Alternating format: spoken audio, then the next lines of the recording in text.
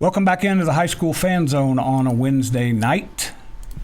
As I mentioned, we shifted things a little bit in our off season coming into this year. So Monday nights will be Estacado, Memorial, and Liberty.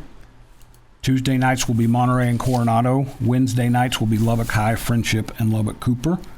So that means we've got the Tigers teed up here, so we're going to jump into the Tiger Fan Zone. If you're watching on TV, you say, since I introduced Juan Rodriguez as a distinguished-looking gentleman, I feel like I need to say Jay Northcutt, the distinguished-looking gentleman on the far left. Thank you, Randy. Because he's still a young dude. Because he's the same age as my wife. That's right. There we go. That's right. Between us, if you're watching on TV, is Mason Slover. You told me right guard? Left tackle. Left tackle. I was close. I knew it had to be one of those 5 spots. And Randin Covarrubio. Did I roll the R's good enough? That's pretty good. Okay. I work on that ever since I got back to Lubbock. I want to make sure somebody praised me for, it was Villarreal. I said his name right. He was excited about that. I was excited about that. You are one of the safeties on a defense that you kind of had some new faces back there with you this year. Quite a bit, especially. Grab the microphone. I think the coaches put the microphone up. I'm just sitting here talking to you, not even telling you. There it is. You guys share that one. There we go. Hold it close and above the silver, so it doesn't get cracked back there. Yep, above the silver. And you can talk as loud as you need to, and that he'll adjust your volume in there. Sorry about that. Randin was talking about the fact that there's some new guys in the secondary, but there's not. I buried the lead here. Friendship got their first win last week, and that's a big deal. And then they get to turn around and play in I don't know if anybody's patented the Crosstown Showdown nickname, but that's what I keep seeing it called. Lubbock-Cooper goes to Wolforth Friday night, 7 p.m. at Tiger Stadium. That's the HubCPreps.com game of the week. It's going to be on dueling radio stations. Double T 97.3 with Keith Patrick, Paul Tubbs, David Collier and the boys, and then 100.7 The Score with Tommy Wood, Chuck Darden, and I'm trying to think who his other partner is. I know there's maybe Taylor McMacken. So there'll be a lot of airwaves, a lot of voices coming out of that press box on Friday. But we're going to start talking about last week because Friendship got its first win of the season, 61-14 against Wichita Falls Legacy. And Jay, you and I talked earlier this week on Monday. Just pulling up that day, just watching guys walk into the field, back to the field house from practice. You could tell that lifted some spirits just to not have to be talking about a loss for again. Not just the players, but the coaches as well. Oh, no doubt. Winning cures a lot of what ails you, and I've always felt like, or at least, here in my later years of coaching, that it's a little ironic, how just a few points can really change your weekend, and so definitely good to come out with a win this last week, and I was excited for our guys and our program. Well, Mason, jump in here. Mason, the offense got it cranking. It looked like Friendship's offense had some moments the week before, but I'm looking at the numbers here. 192 yards rushing, 476 passing, 668 total. Quarterback looked more like a Friendship guy throwing the ball. Quade Ferris, 429 yards. What was it like to kind of get into that mode where you guys are used to playing Friendship offense? I think it was encouraging, because it's what I'm used to. It's good to see. For lack of a better term, y'all have spoiled your fans a little bit with these video game numbers that you guys have put up. And you had to shift gears a little bit. It just feels normal for us. Yes. Right. I'm glad Mason feels like it was more normal too. And Jay and I have talked about this a couple times. Quade Ferris came up here from down here from Bushland, smaller school. It took some time for him to get used to the different things. It took some time for these guys to get used to him. He sure looked comfortable the other night from what my guy George Watson told me. Yeah, Quade's gotten better every week. And I'll add that, I wouldn't say that our offense is real easy on a QB, Randy. No. I mean, it takes a little bit to learn, and Quade has spent a lot of time working on what he needed to knowledge-wise and fundamental-wise, but sometimes you got to get in and drive the jet or fly the jet, a couple times to really get comfortable with that. And so I think Quade's only going to continue to get better. He's a competitor. He's really passionate about playing football and playing the position that he does, and so I think he's only going to continue to get better. Now, Randin, the defense coming into this year, there was a lot of talk about the front seven being as good as Coach has had since he's been here. Yeah. Secondary, a little bit new, like we talked about. Yes, sir. You guys had a pretty good night the other night, too. Unfortunately, at Friendship, that with all the points and yards that go up, sometimes the defense kind of gets overlooked. What was working the other night against Legacy? Really just trusting our guys, trusting our DLs, making sure that, the quarterback only has about 2 or 3 seconds to throw the ball. It really gives us the upper hand to get our guys covered. When Coach and I talked, he said that they threw the ball a little bit early, kind of got you guys' attention throwing the ball. How did you adjust to that? We talked last week, that's a kid with a pretty good football pedigree that was throwing the ball for Wichita Falls Legacy. Yeah, no doubt. We kind of watch these guys over film. We know who's their deep guy, who's their shallow guy. So I think we did pretty good, just watching them, studying how they do, what they do, and who's their threats. Give up 7 points until halfway through the fourth quarter, and Jay, that's pretty good math when you can score 55 and there's only 7 on the other side. That looks like really good coaching. Yeah, I wish I could say it was all coaching, Randy, but definitely some players in there that are making plays, and we wanted to come out and really throw the first punch, and we did that. I think we scored in 3 plays, and then we focus a little bit on the offense with the stats, but defensively, man, we had 2 interceptions. Randin had 1 of them.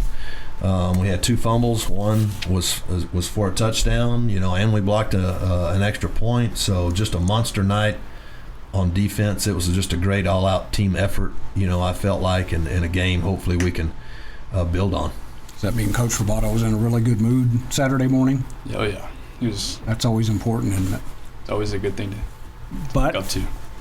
He and the other coaches had to turn the page because, as I mentioned, this Friday, Lubbock-Cooper at Friendship, 7 p.m. Friday at Tiger Stadium. That's always a fun game, and this one sets up as another fun one because these 2 teams, it's going to sound weird. I told you this last week. You guys were a really good 0-2 team. You're still a really good 1-2 team, and Lubbock-Cooper is a really good 2-1 team. So 7 p.m. Friday, that will be on this network, 100.7 The Score, Double T 97.3. We'll be back more to talk about that game on the Tiger Fan Zone. Bringing you the latest news from Friendship Athletics. This is the Tiger Fan Zone podcast from 100.7 The Score. Welcome back into the Tiger Fan Zone. Before we jump in and talk some Friendship Lubbock-Cooper, let's run through the schedule on Friday only. No Thursday games in the area this week. Lubbock-Cooper and Friendship, 7 p.m. at Tiger Stadium. HubCityPreps.com game of the week on both Double T 97.3 FM and 100.7 The Score FM. Coronado hits the road, goes back to Abilene for the second week in a row. They play Abilene-Cooper at Shotwell Stadium at 7 p.m. 96.9 The Bull will have that game. Lubbock High is at San Angelo Lakeview, 7 p.m. at San Angelo Stadium. That's a stadium that Friendship folks know very well. That is down the radio dial with Rob Bro on the call. Monterey's at home at Lowry Field against Odessa High. There's somebody else the Tigers know a little bit. That is on 93.7 The Eagle. Estacado's at Sweetwater, 7 p.m. in the Mustang Bowl. Down the radio dial a little bit with Nick Long on the call. Liberty is at home. You guys get a lot of the spotlight this week, but Seminoles coming to town to play Liberty. That's a good 4A football game right there. Yeah, it is. 7 p.m. at Patriot Stadium on 93.1 Young Country. Trinity Christian goes up to Floydada and plays at Westerfield at 7 p.m. Friday. Lubbock Christian's at home against Wellington at Mask Rider Capitol Field at 7 p.m. And 6-man Taps football, Kingdom Preps at Abilene Christian at 7 p.m. Jay, is San Angelo your favorite road trip? That 3.5 hour, no way to get there quick? I wouldn't say it's my favorite, no, Randy. You guys have had some success there, though. Some success that counted and some that should have counted. I'm not going to go on. We'll just leave that can of worms shut for now. Yeah, no doubt. And then you get to, I don't know if you'll have somebody at Monterey's game, but Odessa High's, that's going to be an interesting game. Them and Monterey have had some real high-scoring battles the They last have. couple of years. They have. And you've talked about Odessa High's a little bit different now. They're much differently competitive-wise. Yeah, all the teams in our district are tough. You know, we swept the district this last year, but, you know, for example, we beat Midland High by 1 point, you know, 48-47, and took that lead really late in the game. It was a back-and-forth game, and really every just about every game in 2-6A was like that for us, you know, and hopefully that's hardened us a little bit to close games. You know, these two guys played in those games last year, and so they know what those games are like, and, you know, we won't be surprised by a close game this year. And that's a good segue because, Mason, you do play in those district games. This game coming up this week, how does this game get you ready for the competition, but also kind of it's not a district game, and it's early in the season, but it's a playoff atmosphere. I think you told me that, or Chip told me that. Both of us think that, yeah, yes. It gets you ready for kind of those intense games down the road a little bit. How exciting are they? Well, you know, I'd be lying if I said it was just another game, you know, but they got a great front over there. They're pretty good up front, and it's I think if we perform well as an offense, it'll set us up for a pretty good year, give us some momentum. Now, you talked about it, so let's jump in there because their defensive front is a lot like you guys. It's maybe not as big, but that sets the tone for their defense. They have number 51, Sione Valle's been there for a few years. What do you guys have to do to make sure that Quaid is protected and has time to do his thing, and you guys are able to get some running room too? We just gotta play to the whistle, and, you know, win with the feet and hands, and just go play hard. That's all it takes. How many starters came back up front this year? 2 of us, plus Hudson Bilbrey made a start or 2 last year. Okay, So you guys had to learn on the fly here for the first 3 weeks, and now you get to put it to a test. Randin, Lubbock-Cooper's challenge on offense changed a few years ago when they became a little bit more option-oriented. It's not full-on option. It's not like Midland High or Tascosa, but you throw that in with the fact they've got a third-year starting quarterback who's just gotten better and better. What do you guys have to be ready for? I think it's just, you know, I mean, we do watch film on these guys, see how they do it, but I think if we just, you know, rely on our guys, everybody has a, you know, an assignment on the field. So I think if everybody just does do what they do, then I think we'll be just fine. Jay, we talked about it the other day. Ryan Rodriguez, third-year starting quarterback, which you told me you've never had a quarterback who started for you for 3 years. Who just the things that quarterbacks in particular, learn from year to year. Do you see that when you see Ryan on video, that he's kind of taking those steps each year? Yeah, I absolutely see that in him, and I think I really see a big jump this year because I think, you know, when you've played as many games as he has and had the success that they've had, he's able to come into this year and focus on a lot of little things that he's carrying that into the game that he remembers to do, you know, when the bullets are flying, so to speak. And that, to me, is really what makes a good player great, when they can remember to do those little things and use those fundamentals that they've really been working on. That's when somebody's a great player. I guess you could say there may be an advantage to seeing him for a third year in a row, but the other side of that is this will be the third time he's played against your defense. I'm glad he'll be graduating after this year, Randy. I'm sure that Chip will send you an invitation if you want. So we got one more segment of the Tiger Fan Zone. We'll be back after this break on 100.7 The Score. Bringing you the latest news from Friendship Athletics. This is the Tiger Fan Zone podcast from 100.7 The Score. Welcome back to the Tiger Fan Zone on 100.7 The Score. Since we are in the Tiger Fan Zone, I just was mentioning my wife, Jenny, who's a high school classmate of Jay Northcutt. And I want to mention that because there's a friendship connection here and a Plainview connection that came to Lubbock.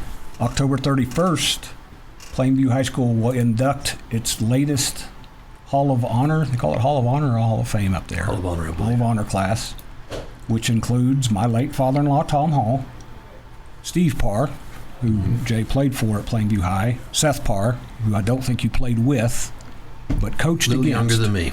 Coached against at Coronado. Yes. Scott Parr, who you did play with. Yes, sir. And Bobby Davis, former friendship Pretty coach.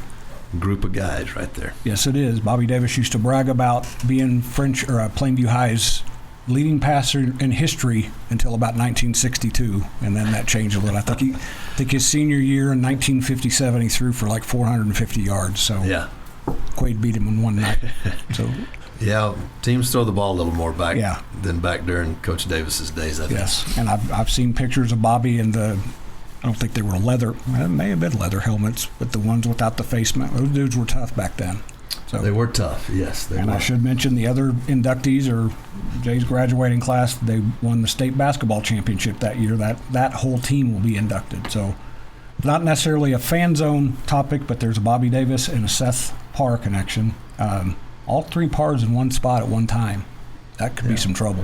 Could be, yeah, for sure. I'm curious how that's going to play out. So because I think it worked out where Scott's team is playing at WT the night before, and Seth's team maybe is playing a Thursday night. So Yeah, having them all there on Halloween.